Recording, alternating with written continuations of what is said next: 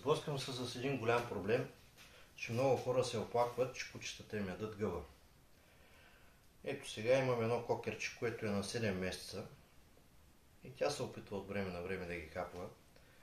И сега ще ви покажа как я учим да ни хапва малки гъбки. Пепи, ела тук. Седни на място. Стой.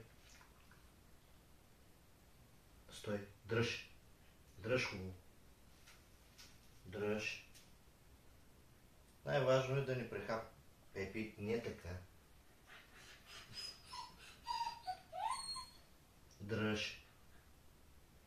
Все още сме втори ден на обучение, затова още малко прави глупости. Дръж хубаво гъбката.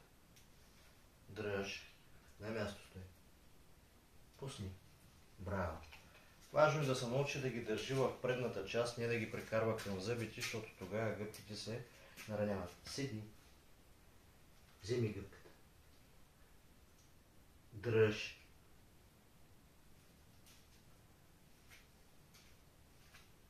Ела тук. Седни. Дръж. Пусни. Браво, моето момиче.